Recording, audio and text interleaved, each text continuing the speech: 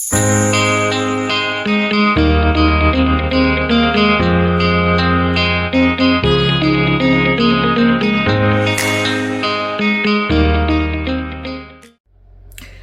a common misconception that the whole reason a startup nonprofit goes to the trouble and expense of getting their 501c3 tax-exempt nonprofit status from the IRS is so that they can go out for grants. And that once they receive their IRS determination letter, they are completely eligible to be awarded grants, all grants, any grants. How do I know this? Because as a grant consultant, I got the calls. Before the ink was even dry on their letter from the IRS, a brand new nonprofit would call me up, announce to me they had their 501c3 and they're ready for their grants now. It's a myth that I have had to dispel more times than I care to think about. For some reason, there's this mistaken belief that having the 501c3 status entitles a nonprofit to grant money. Who is propagating this rumor? How are the nonprofit startups coming to this conclusion? I have disappointed far too many young hopefuls and spent far too many hours on the phone trying to explain to them and convince them that there's way more to winning grants than a letter from the IRS. Are you one of those new nonprofits? Or are you about to apply for your new nonprofit's tax-exempt status? If so, I implore you, take the Grant Readiness Assessment on the unlock-grants.com website and take what it's telling you seriously, because it's an amalgamation of multiple other assessments elsewhere on the internet from trusted sources, and taking it is an education in itself. The assessment is a reality check. A grant readiness assessment is your gauge of how you're set up to, 1, prepare for and submit a strong grant proposal, and 2, manage a grant if you're awarded. It's not a one and done. It's not just for new or startup nonprofits. It's a checklist that should be referred to and updated regularly by a nonprofit over the course of its existence. Unlock Grants will score your assessment free and provide leveling up videos depending on your score. But even if you don't get yours scored, because a PDF version is also available, just reading through the list of requirements to be ready for grants is eye-opening. Why all this fuss about grant readiness? Grant readiness implies not only a readiness to submit a grant proposal, it also implies a readiness to manage a grant award.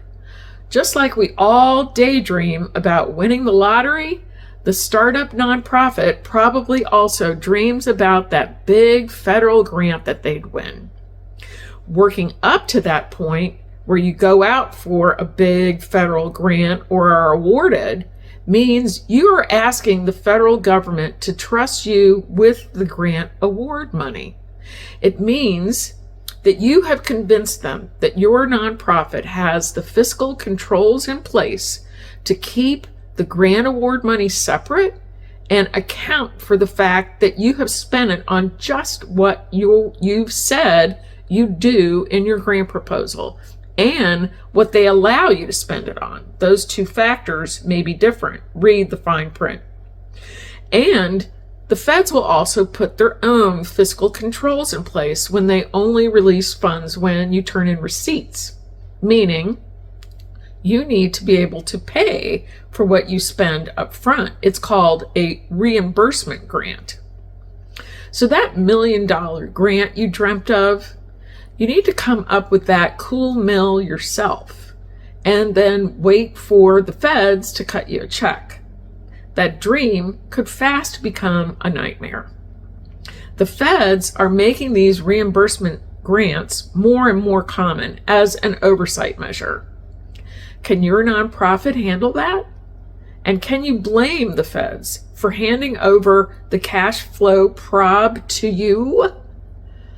They've probably been burned too many times before by nonprofits that would take the money and run. It's not a good reputation to have. Grants are a big deal. So, as you can see from the extensiveness of the grant readiness assessment, grants are a big deal. Probably a bigger deal than what you originally thought. They require time, work, and attention. Foundations don't give to people, people give to people. So you have to treat those foundations accordingly and not like ATMs. Relationships need to be established, nurtured, cultivated, and stewarded. That takes time. And relationship building can't be outsourced. Consultants can't make your friends for you. That's work you have to do. Grants also require an investment of another resource, cash. Grant professionals are just that, professionals. They don't work for free. This is their livelihood. If you can find someone to work on your grants pro bono, that's wonderful. But grant pros are usually far too busy with their paying work from nonprofits, 1.48 million 501c3s in the U.S. in 2022, according to the IRS.